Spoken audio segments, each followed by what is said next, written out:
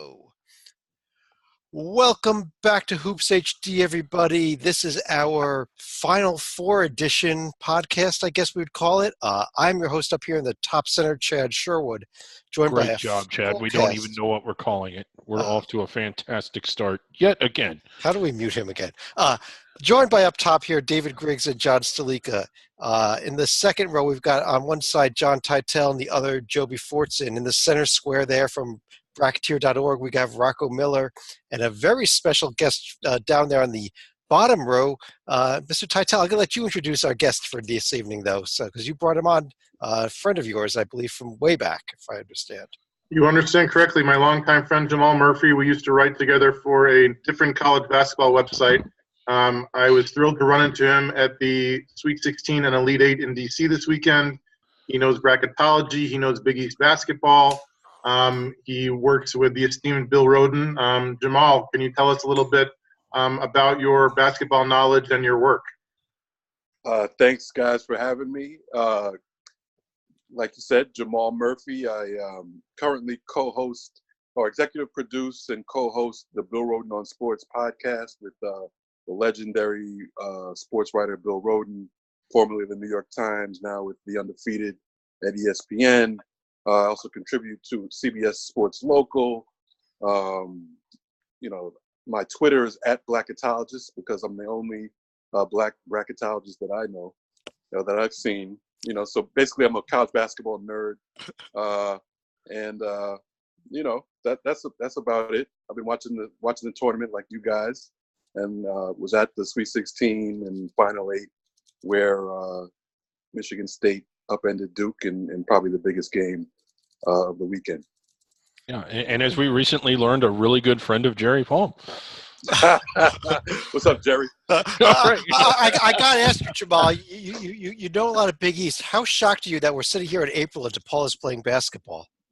Yeah, that was a plus for the Big East this year, I have to say. They got 4 teams in. They snuck a couple of those in.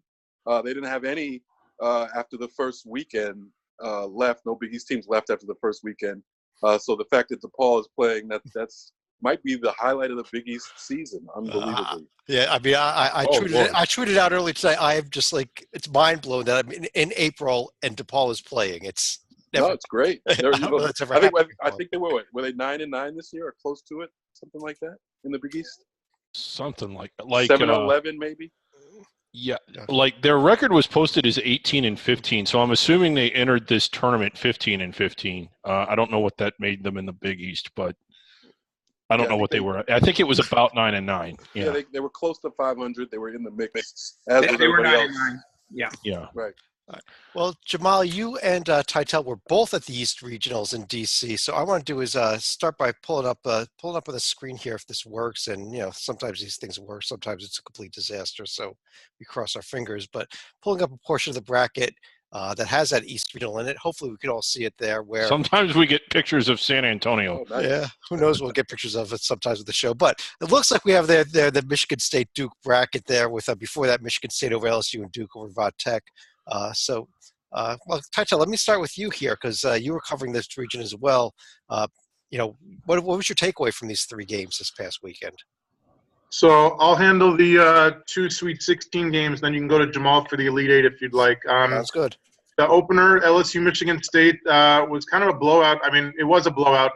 LSU hung in there for a half, and then it showed in the second half that the Spartans were the better team, more physical, destroyed them in the paint. It was kind of a mismatch. And as much as LSU is a good team and young, like when you bring in an assistant coach to face off against the great Tom Izzo in March, that's what's going to happen. That's what happened. As far as the All-ACC battle, it was really exciting. So many Hokies fans in attendance. They were loud, they were present, and they really thought they had a chance, and they did. We saw in the UCF game where UCF had 2 chances to beat Duke at the end. Didn't work. Virginia Tech, if possible, had an even better chance. Ahmed Hill did the spin move in the final second. Perfect inbound pass. He's at the rim, and he missed a shot, which would have been a even more enormous upset than Michigan State's upset of Duke in the Elite 8. But a very uncompetitive game. The opener and the nightcap was as good a Sweet 16 game as you'll ever see, I think. Yeah, and as proof that you were really there, you see that there it is, right? Yeah. That is not homemade. That was actually waiting for me. I sat second row, a little to the right of Jim Nance and right behind John Thompson. It was one of the highlights of my life. It was great. Oh, Yeah, there we what's go. hilarious about that is that it's not doctored, and it looks a lot more doctored than a lot of doctored. But let's, Jamal, let me head to you, though, for the Duke-Michigan State game, which was the fourth of 4 incredible games we had on Saturday and Sunday, and you were there. Right. No. Yeah. Another great game. I think all the Elite Eight games were great games, and this was no exception. Michigan State, Duke. It was the matchup that everyone pretty much wanted or expected in the East region, and it lived up to it. I think most people thought pretty much it was a toss-up. It was going to be a toss-up game going into it, and I think most people had Duke squeezing it out, probably because they have maybe the most talent in the nation, and also people probably just wanted to keep seeing Zion and R.J. Barrett play into the Final Four. But it was really, it turned out to be the game everybody expected, a grinded out game. Michigan State slowed it down, made it a game about toughness, which everyone pretty much expected. Duke made a couple runs, but they just couldn't consistently take care of business on the backboards, and also they turned it over 17 times, which I think was the key stat in the game. Them turning the ball over 17 times. And Michigan State only turning it over 7 times. So despite the fact that Duke, outshot Michigan State, those turnovers kind of swayed it in Michigan State's direction. Zion Williamson, he showed up as expected, had a big game. Maybe didn't have enough touches towards the end of the game. They kind of R.J. Barrett, as usual, as has been the case all season, kind of went on his own towards the end of the game and had mixed results and missed a foul shot at the end of the game. Michigan State squeaks it out on the end in dramatic fashion, getting the ball in bounds to Cassius Winston, who had a tremendous game, 20 points, 10 assists, 1 turnover. He was the star of the game, and everybody knows how great he is, but he still seems to be underrated. And he carried Michigan State to that 1-point victory. He gets the inbounds pass at the end, runs away from the defense. They can't foul him, and that was it. And Duke was, of course, devastated after the game. I don't think they really felt, they had won 2 close games, obviously, in the 2 games before that. I think they had that sort of entitlement, like kind of like I think they really believed they were a team of destiny. That were going to pull out, these close games, and then when it hit them that they actually lost, you could tell they were just so devastated, almost to the point where they had never even envisioned losing. So it was pretty sober locker room for Duke at the end of the game. But despite the fact that Duke was in my Final Four, and I actually have no Final Four teams. I was incorrect on all Final Four teams. As were most of us, but I think I got one. Despite that, it was a great game and a great game to be at. Yeah, I got to say, Duke, I thought almost was hurt themselves by not committing enough fouls during the game, which is kind of backwards. Right. But yeah, I mean, they been at 6 fouls already. They got at least 1 foul in there, but they need to get 5 more to even enforce. Yeah, you mentioned that you were in Duke's locker room, and there's a narrative for this Duke team that is going to be lost in history, and it kind of bugs me about that because it seems like the only thing that's indelible is what a team does in the tournament. Yeah, they didn't make the Final Four, but this was a Duke team that was 4-1 against teams that are in the Final Four, and 3 of those wins came away from home. When you look at what they did against some other teams that were either 1 seeds or in the Elite Eight, this was a historically successful season for Duke as far as what they did in the regular season. I don't even recall the last time a team was 4-1 against Final Four teams and beat 3 of them away from home, but I guarantee you it hasn't happened that often. And I think that's one of the narratives that's going to get lost in what really was a historically good season, even by Duke standards. You do bracketology, we all do. You don't often see a team that has that many wins against the top 2 lines.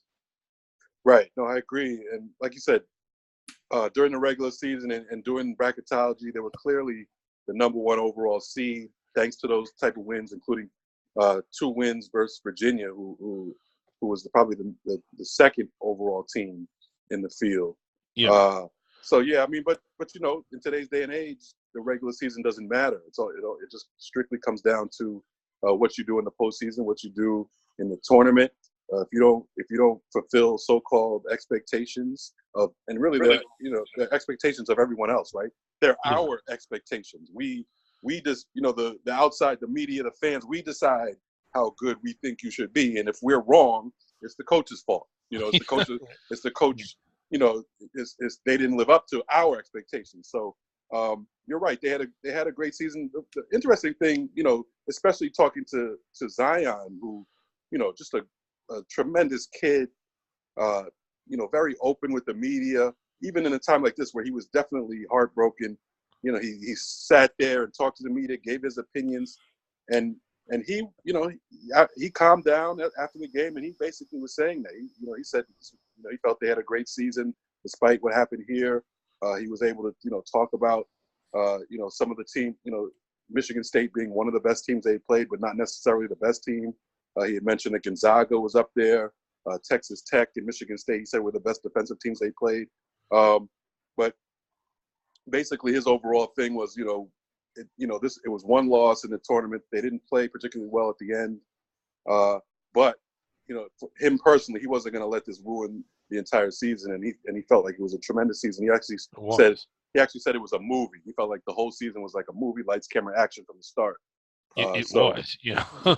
For him and the Duke players, I think they were able to grasp that it's not all about the postseason, but unfortunately, the rest of us probably, won't grasp that. Right. Well, Duke may not be in the Final Four here, but we do have an ACC team in the Final Four. And I want to bring in Joby here as our ACC guy and our Virginia guy. And you had a lot better weekend than Duke fans did. Yes, I wish that Virginia could shoot at that basket all day long, because if his people remember their histrionics and what we talked about with KenPom is what game did we show? It was the Louisville-Virginia game where Virginia won by 1 after trailing by 4 with 1 second left. The baseline travel, et cetera. Oh, wow. That was I just made the connection. That was the exact same basket. Yes. Two of the most memorable shots in Virginia history go down at that basket at the Yum Center. And so needless to say, things are very good in our land, so to speak. And I guess I'll address the first 2 games real quick.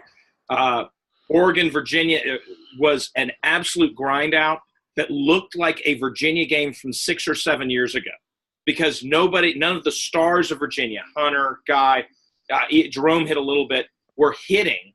So it was that grinded out against another team that was very good defensively. Oregon get all the credit, but they didn't have the offensive sets to do it, and Virginia just won out at the end. It was a better performance defensively than even the Oklahoma game, I'd argue.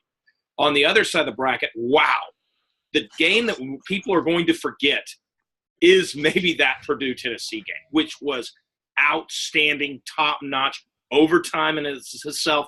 Ryan Klein is going to go down, hopefully, in Purdue lore for that game, as opposed to the missed second free throw the following game, because he was unstoppable. He was actually the superior three-point shooter, dead-eye, than Carson Edwards. Everybody will remember Edwards because of the 42 points that then followed. But that Tennessee-Purdue game, you didn't know who was going to win. Even when Williams fouled out, you were in a situation. That's the thing, is Schofield steps up. Williams steps up. Everybody played at their high level, and that was one of maybe, we could talk about the Elite Eight games, but in the Sweet 16, that was the best Sweet 16 game, I would strongly argue, the Purdue-Tennessee game, which I don't think Purdue was spent going in. Both teams actually spent a lot in their prior ones. Virginia, who uses their bench very effectively, only had 11 minutes from their bench against Oregon just because of the matchup issues that Bennett saw. He said, I got to have what's happening out there. as a result, you thought, well, maybe both teams would be sluggish. That was not the case. I mean, wasn't definitely the case for Mr. Edwards and his 42 points, but Guy took a little bit to go into. He kept, but then hit 4 or 5 3-pointers in the second half, made it a great game. And I guess the bottom line is everybody's going to remember those final 5.7 seconds at the end. But to get to that point, I quote Thomas Jefferson, the founder of the University of Virginia. It's appropriate. I'm a great believer in luck, and I find the harder I try, the more of it I obtain.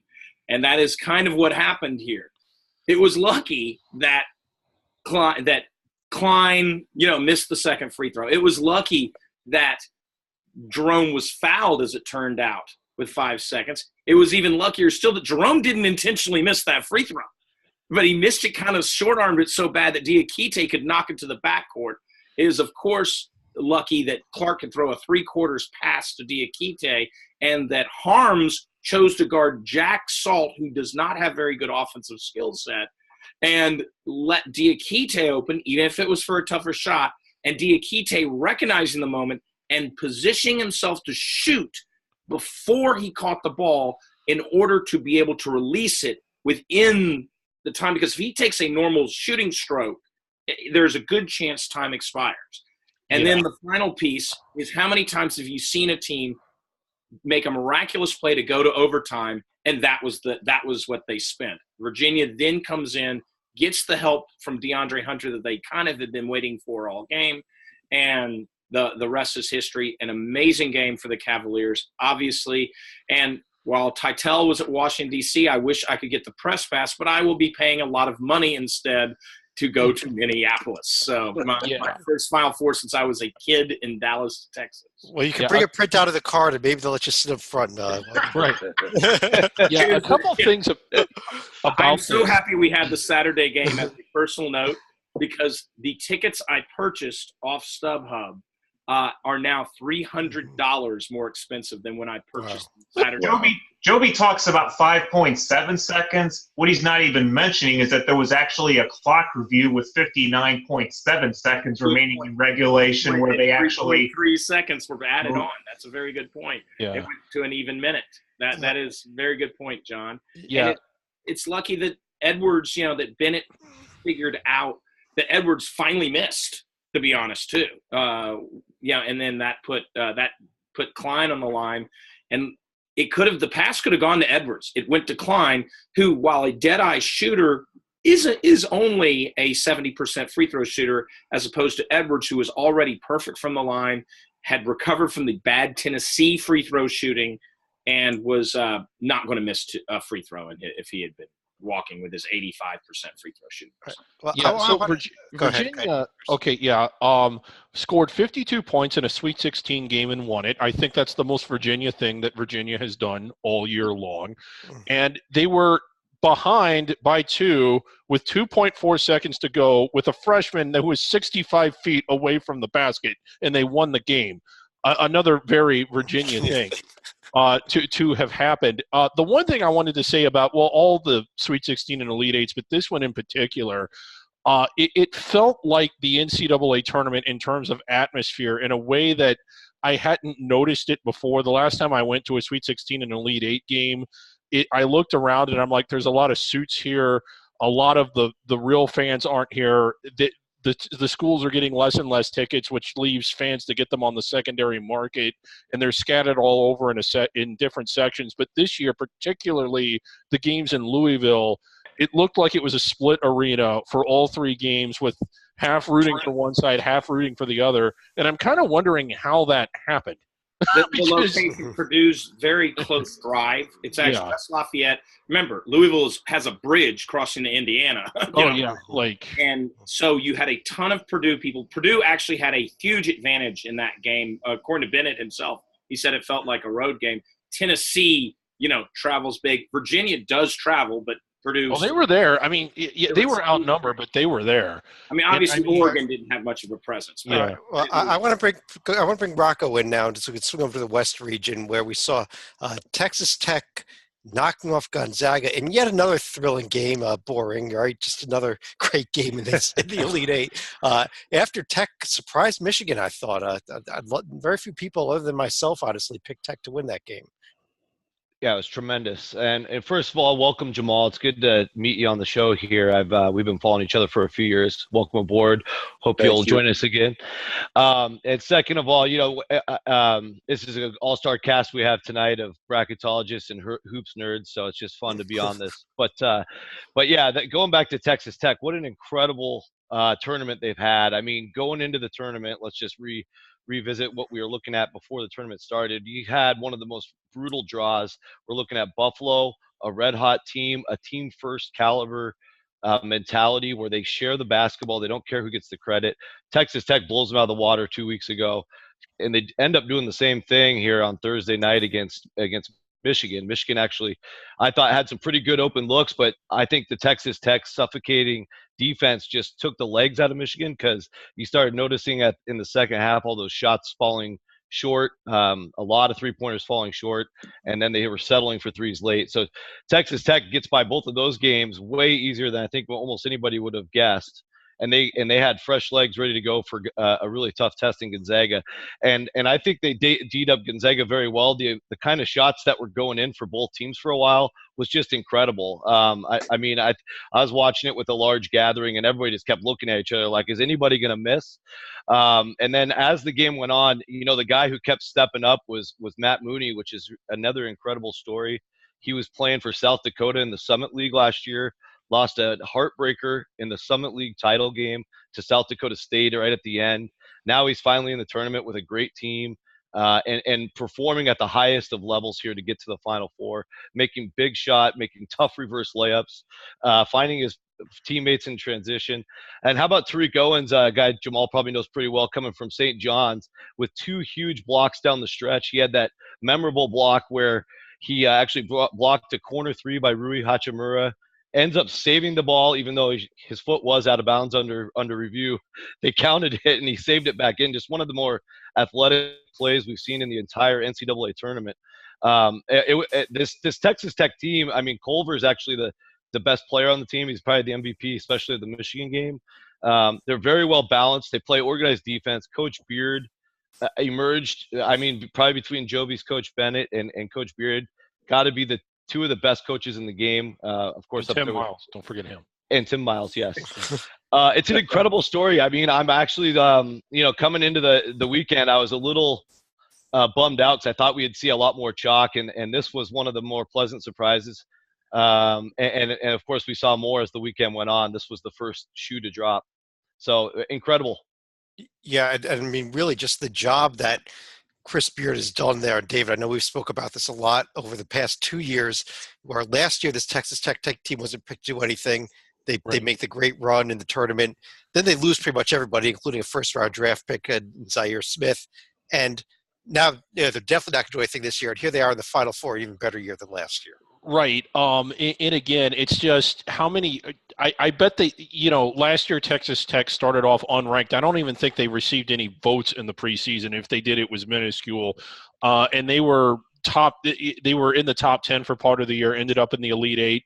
This year, starting off unranked again in the Final Four, I bet that this is the last time that they start off unranked for a while. They've definitely proven it. And Chris Beard, when you look at what he's done, I mean, he's not getting like the reason they're starting off so poorly is because when you look at the roster at the beginning of the year, it's not the most highly recruited guys, and they're not the most storied program either.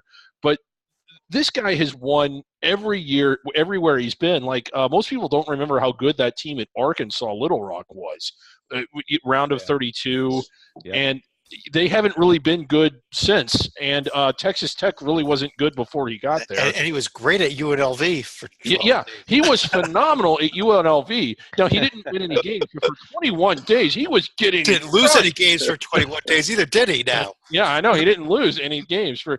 I think, in my opinion, he is the best coach that UNLV has had, probably since Jerry Tarkanian. Hard to argue. Yeah. Well, they got TJ coming in next year, so we'll see about Vegas. But let's head over to the Midwest region. Sleek, I haven't spoken to you yet. Let me bring you in here where Auburn is just the blue blood killer here suddenly this year. Kansas, North Carolina, Kentucky. What's next? What's left? Yeah, after really escaping against New Mexico State. Let's be honest. This was the Midwest region in name only this year when you considered Auburn and Kentucky on opposite sides, and even North Carolina with somewhat of a presence in the Southeast. But what's good about Auburn is they showed they could win in a couple ways. Number one, they were able to get into a fast-paced game with North Carolina where they were shooting, I think it was 17 threes during the game. The only thing was they paid a heavy price in that game with Okeke tearing his ACL, and obviously he's going to be out for the remainder of the tournament. Yeah, and Salika, that was the amazing thing was when with Okeke out, I thought they didn't have any shot at all against Kentucky, and this team just rallied. They really were amazing against Kentucky, I thought. Yeah, and this is where they were able to shift into a different gear because they were able to win a game that was a little more defensive oriented, even with P.J. Washington having a double-double and his best game in the tournament with, I think it was 28 points, 13 rebounds. The Tigers, despite missing a shot that would have won the game in regulation, they were able to outlast Kentucky in the overtime period. Yeah, and so now we are set with the Final Four, and I want to let's take a quick look. One more quick thing about the Okeke. Like in that game in the Sweet 16, I was glued to the set, couldn't look away. I looked down at my phone to look at something, and I actually missed the Okeke injury, and your heart just sank for him, for his teammates, and everybody else. And in a brilliant moment of sideline reporting, they came on and announced that he had a serious knee injury and would not be returning for the rest of the game.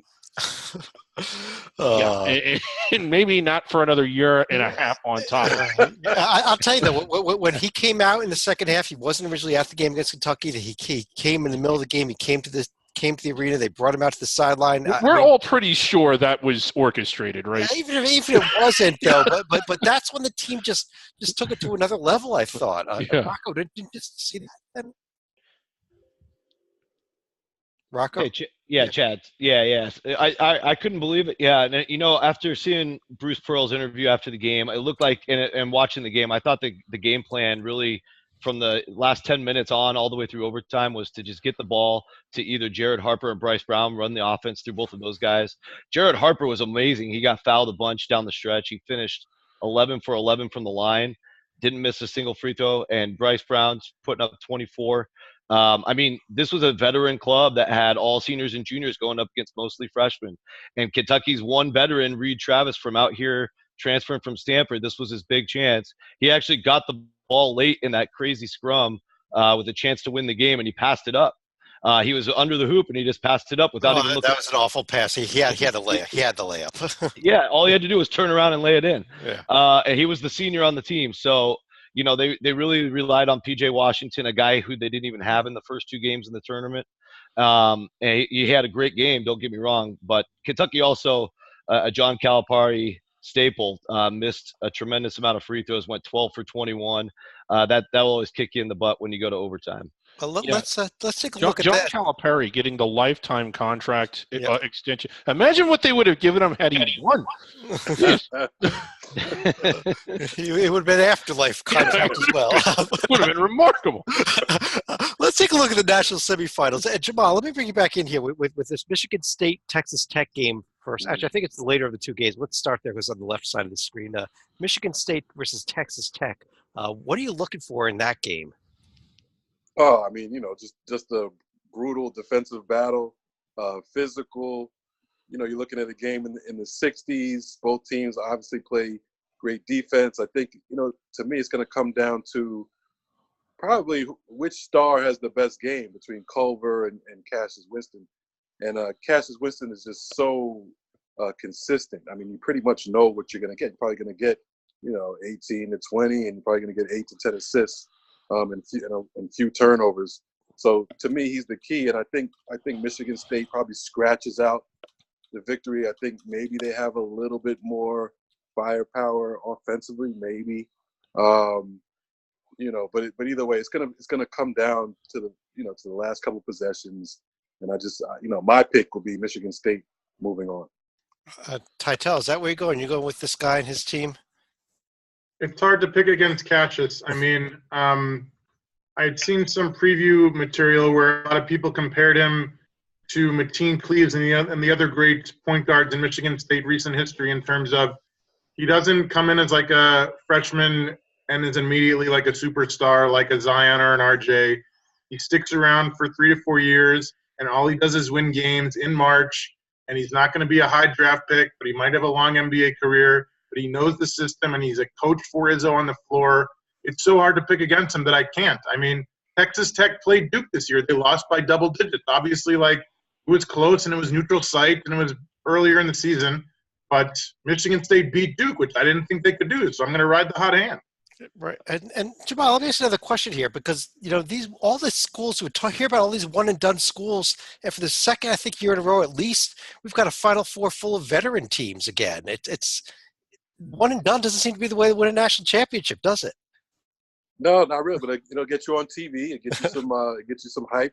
Obviously, it'll get you a lifetime contract. You get those one and done guys. But you're right. I mean, when it comes down to winning, and especially big games, it's always about experience. I mean, even the NBA is not. NBA doesn't really want these one and dones yet. They'd love for these guys to stick around a year or two longer. So GMs don't make as many mistakes in the draft. So it's the basic thing. These guys they still have to mature and get better, and the experienced team is usually going to win out. I mean, even those one and done teams or the teams with a bunch of one and dones in the past that have been successful, like Kentucky with Anthony Davis, and then 2015 with Duke, they had a couple of veterans on each team that played key roles. So I think you need that, and Duke this year didn't have that. Kentucky probably did with Reed Travis, like you mentioned before. But to me, Kentucky's freshmen were a level below what Duke had in terms of their freshmen. I think Kentucky's guys weren't as good as maybe Cal's classes in the past. So I really think Calipari did a great job getting them to the Elite Eight. You remember the first game of the year when they lost to Duke by 34 points. I don't know if we would have said Kentucky would have been in the mix for the Final Four after that game, and he got them together slowly but surely during the season. And they were playing some pretty good basketball at the end. They couldn't get it done, but I think Calipari did a decent job with that team. Yeah, I agree with that. I think it'd be there's definitely some, I think maybe off-season discussions we can have here at some point over the summer especially about Coach K blasting the NCAA for the one and done, their lack of preparedness for the going away of the one and done rule and the like. But let's take a look at the actual games. One quick stat that's probably important for this: 20 starters are in the NCAA Final Four. Yep. 2 of them are freshmen. One was ranked 115th, Aaron Henry. The other only had an offer beside to Virginia from UC Davis and Kihei Clark. I think I also heard that none of the top 100 are going to see any significant heading into this season are going to see any significant minutes of the Final Four. So. It's on television. They can see the whole. Joe, let me go back to you then. I was going to go David, but now that he said that. Virginia-Auburn, the other national semifinal here. What about this game? Well, it's definitely the contrasting of styles. Yes, Kentucky can plays at a slower pace. They're not 352nd or 353rd in pace. Come on. It's going to be – and usually Virginia is successful at slowing teams down to their pace rather than speeding up. The question is how well, and I trust Bruce Pearl's ability to prepare. If Pearl presses from word go, that could change just a tad on the offensive end. I don't see anything speeding up Auburn on their offense, being able to speed up the Virginia defense.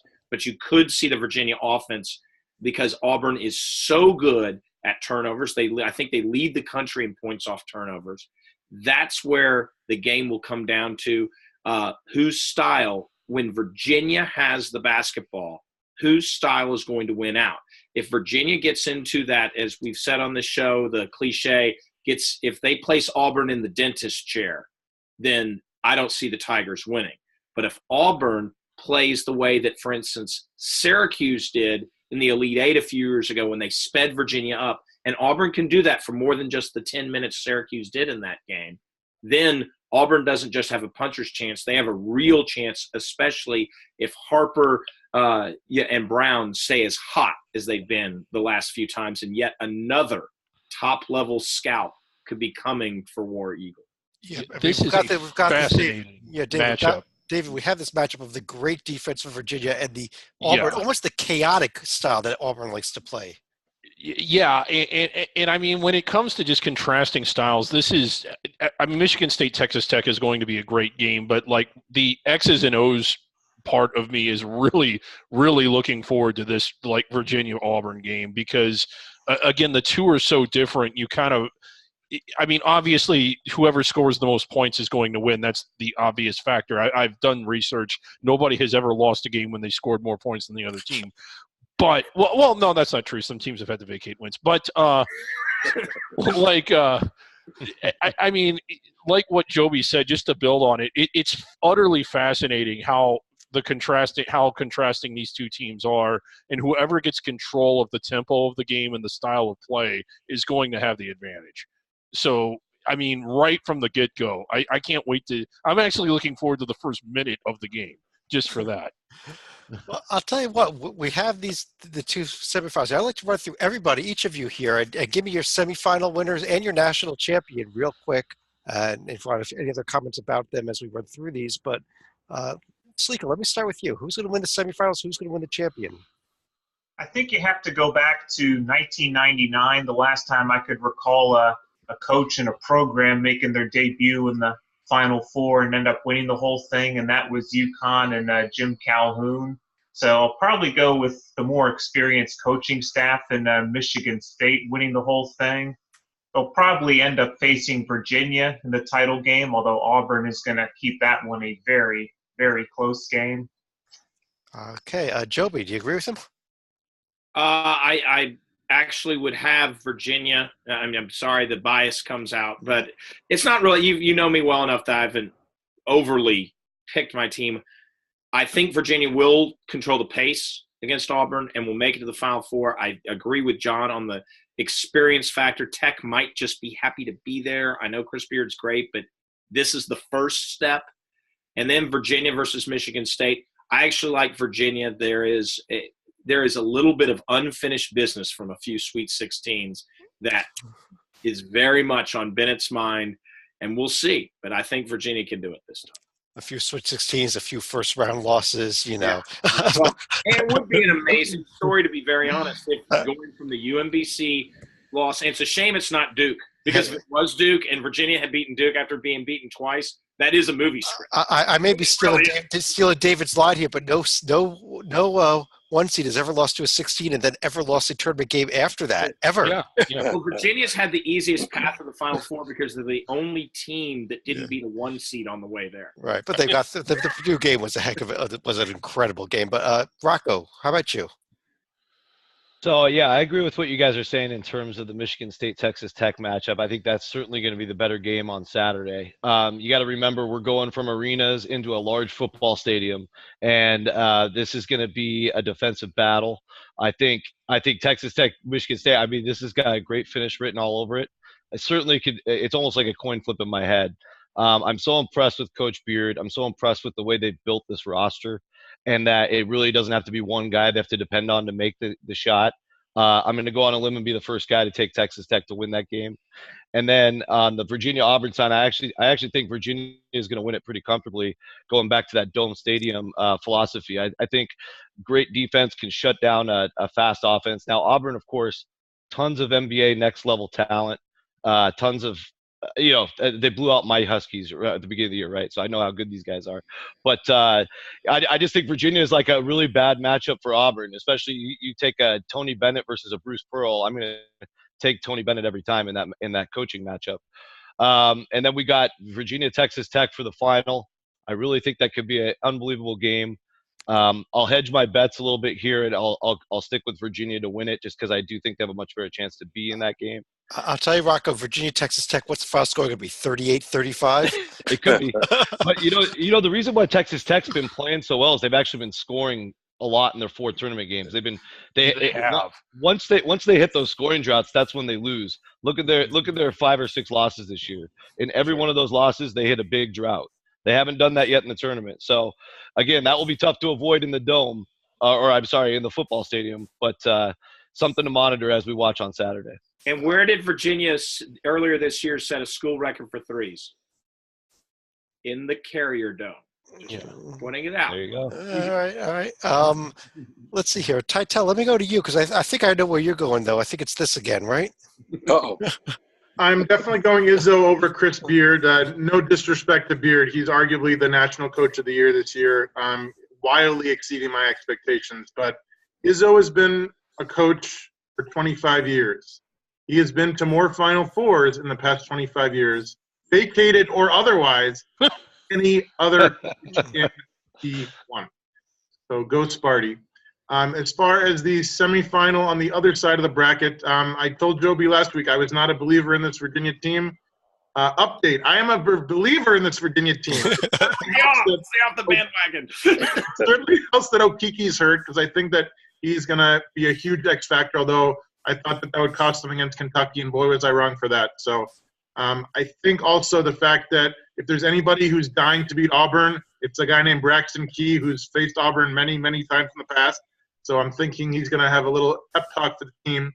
And then when you get to the title game, they're all coin flips, obviously, but it's been chalk so far, and I think that I'm a little nervous picking against the Midwest team in a game in the Midwest, but it could not be a better story to lose to a 16, which we might never, ever, ever, ever see again because I didn't think it would ever, ever, ever happen. But I think Virginia is going to pull it out. The combination of offense and defense, the lesson they learned from that game, which has carried them throughout this entire season, and the fact that, they've already escaped. Michigan State, beating Duke took so much out of them. Not that beating all the teams that Virginia beat didn't, but, they believe in themselves now. And I think that it's hard to explain the combination of offense and defense and coaching and everything else, which Michigan State also has. I really think Virginia can get it done. All right, so none of you are going to go where I'm going, which is that Auburn beats Texas Tech in the finals. I just Wow. And I don't have a real reason for it. It's just the way Auburn has been playing has been, probably since the beginning of March, it's just been unbelievable level. And I know that New Mexico State gave them a hell of a battle in the first round, but at the end of the day, they won the game, and that's what matters. And just the way they looked against Kansas, the way they looked against North Carolina, the way they're able to rally, I think they're going to keep doing it. I just have a feeling about this team. But Jamal, let me go to you for your picks, and then David, I'll go to you after him. Oh, okay. I think in terms of Michigan State, Texas Tech, like I said, I think Michigan State will squeak out a victory there. So that I have them in the final. I think it'll be a great game. Two tough defensive teams. It's going to be kind of like a football game, I think. With some, I don't think it'll be in the 50s, but I think it'll be in the mid 60s, and Michigan State pulls it out. On the other side, I'm going to go with Virginia. If there's any team I think that's going to be happy to be in the Final Four, I think it'll be Auburn. And maybe it's because their coach is such a happy-go-lucky guy. I don't know.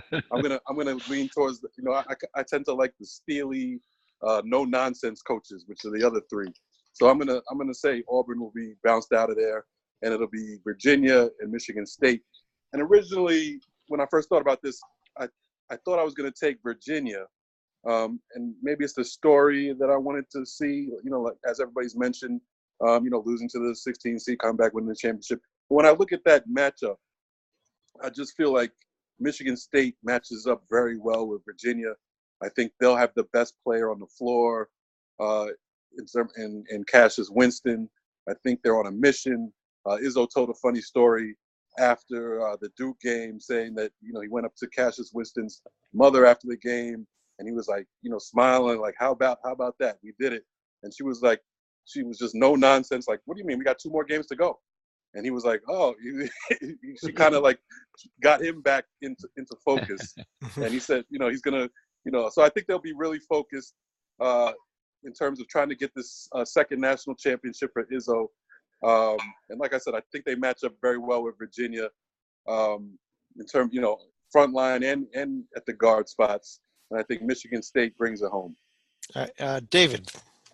Okay, starting off with this Auburn-Virginia game, I mean, you have this program that does great coach, great person, does things the right way, a program that does things the right way, and then you've got Tony Bennett up at Virginia on the other side.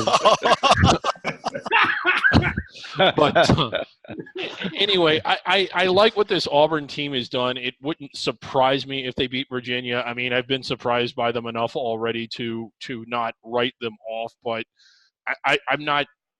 But if I had to pick a winner, I'm going to go with Virginia. They've just been solid all throughout the tournament. They've been solid all year long. They've lost 3 games. 2 were to Duke, who had uncharacteristically good shooting nights in both of those games, and the other one was to a Florida State team that was red hot. I know, like, Auburn's been on a roll as well. I mean, everybody, you don't get to the Final Four without being on a roll, but I just like Virginia a little better. Michigan State and Texas Tech, these are 2 like huge like trucks that are going full speed down a hill. If you look at what they've done, I mean, they blew through the first 3 rounds of the tournament, and they both knocked off big-time heavyweights in the Elite 8. Joby said this earlier about how rough Texas Tech's road's been, but, I mean, they blew out 2 really good teams, and then they beat a team that nobody thought that they were going to beat. This one could go either way. I'm going with Michigan State, but I'm going with them 51-49 percentage-wise. I mean, it's not 80-20. It's not a guarantee. Even money in this game is the smart money, because this one really could go either way. And I picked Virginia to win it all back in October. I see no reason to change it. They're the only Final Four team I got right, so I got to stick with them. Okay, I'm going to go ahead and pull the screen down here. I think we should all be back up on the screen now. And just want to, Jamal, let me go over to you here. This is our first show that we've guest starred on now. You've been a guest here on the show with us, and I got to ask you, what was it like being on a show with David Griggs? I've got to do it every week, and multiple times a week, and it's kind of rough for me. So no, it was great. I feel like I'm already more focused as a person. Being able to that impact. Completely ignore him. And just gather my own thoughts. I think it's helped me in the long run. That's it. But on that note, I do want to thank everybody for having joined us tonight. There's going to be some great games coming up on Saturday, and then on Monday we're going to be back with a final wrap-up show for the entire season. I think we're recording that next Tuesday night after the championship. We'll also at that point touch on the champions of the other tournaments like the CBI and the NIT, but we're kind of running late on time and nobody's watching them anyhow. Right. But on that note, I do want to, on behalf of Jamal Murphy, John Titel, who just ran away, David Griggs, Rocco Miller, Joby Fortson, and John Salika. Titel just left. He left. He's out of here. Empty room. He left. This has been Oops HD, and we'll be back again next week. We'll talk to you again real soon.